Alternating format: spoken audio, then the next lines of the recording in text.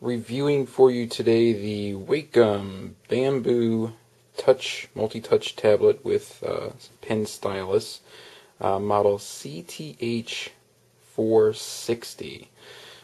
Right now I do not have it connected to the computer, so I can easily show you it in a more lighted environment, because really what you're going to see is on the screen, besides what I'm about to show you.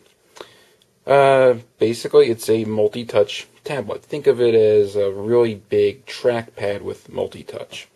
So if you're familiar with the Asus line of laptops, they usually have multi-touch. Same thing like Apple laptops. You have multi-touch, so you can go through, do your pinch and expand options. Your two finger scrolling, left, right. You can actually go through and customize some of the gestures as to what they do. So you go through and do a back. It actually does back, or you can make it do a forward, or if you're backwards or something like that. You also have on here 4 buttons. These are all customizable, and as you can see here, they are a bit of a fingerprint magnet. I have had mine for a while. I've just haven't had time to do a review yet because of tax season and all that stuff keeping me busy. But it is a glossy keyboard section there, and as you can see, the light up here is very reflective on it. From more of an angle where you're probably going to be looking on it, it doesn't look too bad, with all the fingerprints, but if you ever do look down on it, it becomes a greasy looking mess because of your fingerprints. You can wipe it down all day, but it's just going to come back. It does have this little loop, so if you go through and store your pen on the side of it, works great for that. If you're like me and you already just got this for multi-touch, kind of give my wrist a break from using the mouse all the time. You also have the stylus, like I was saying, standard Wacom technology, where the tip itself, I'm not going to be able to do this without changing the focus setting, but you got a nice size tip on that. It does have multiple pressure sensitivity, not as much as the higher end tablets, but it does have some to it. The buttons are customizable. The pen does not require batteries of any sort. It works on standard Wacom technology, proximity to it, so even probably about that far above it, which I'd say probably about 1/4 of an inch almost. You can move it around the screen. Touching it activates as touching it. You can even go through and disable the pad itself, so if you're kind of like me and you kind of have your hand down, it doesn't activate the multi-touch function unless the pen actually activates. You do have the eraser end on it, so that's multi-touch with pressure sensitivity. And that's really it for the pen. You do not get different tips with this. At least I do not have them, if it's supposed to come with them.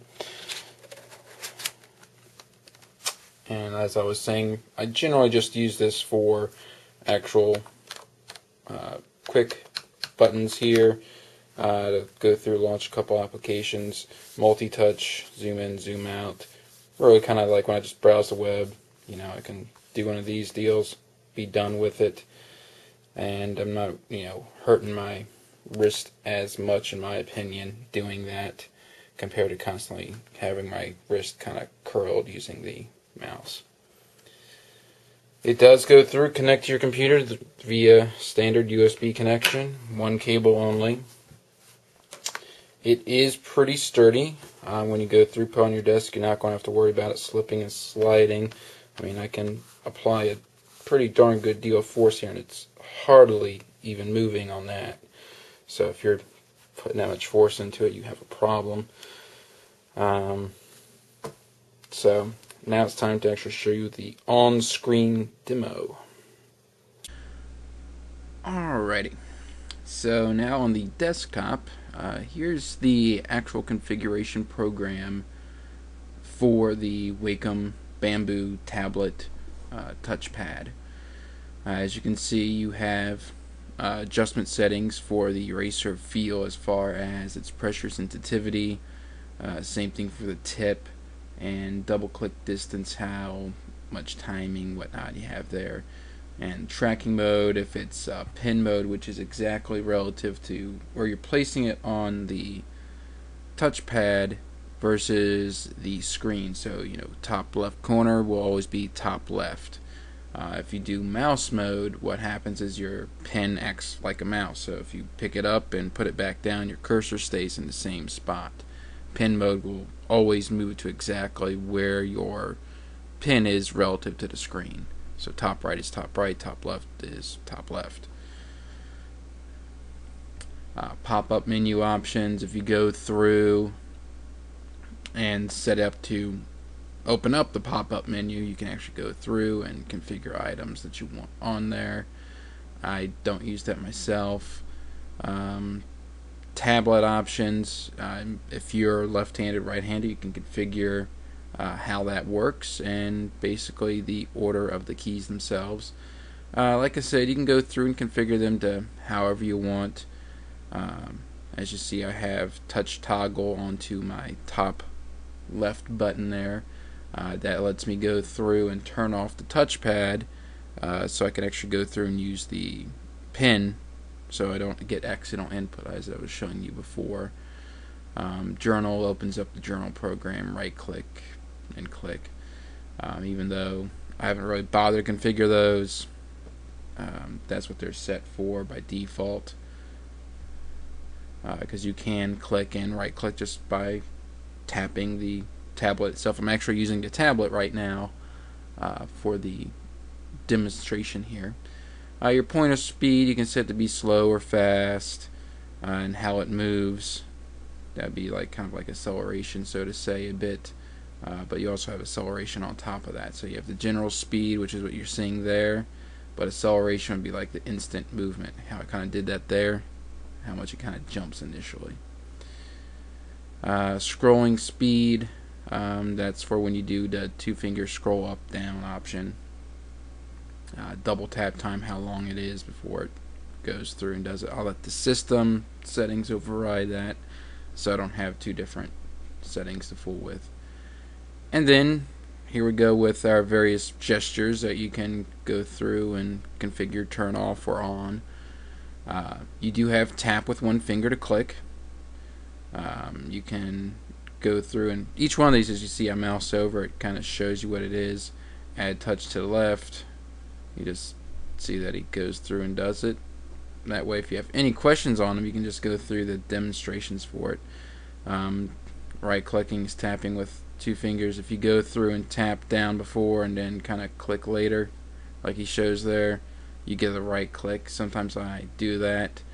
If I'm already over something, like tap down, it's kind of natural. Dragging, you can either do the tap there and move it around. Same thing with drag lock. Keeps moving it around until you just do a single tap. Scroll, two fingers, scroll up and down, left and right. Zoom works, same way as you'd expect. Pinch and pull, I guess they call it. And rotate, you do the two finger kind of rotate thing.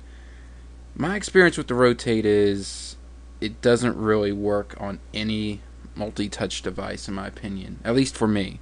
I kind of go through and try and do the rotate thing, and it kind of doesn't receive the input, or doesn't rotate it how I would expect it to. It's weird. Maybe it's just me. And then forward and back, you just have it's kind of poor demonstration that has there, but you just do two fingers real quick and move. If you do as slow as it does, it actually assumes you're just scrolling. But if you do a quick flick, so to say, it'll do its thing.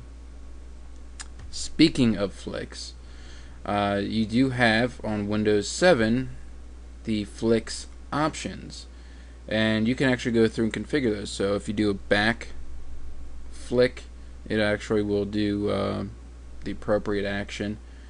By default, for some reason, Windows does it backwards, as you kind of see.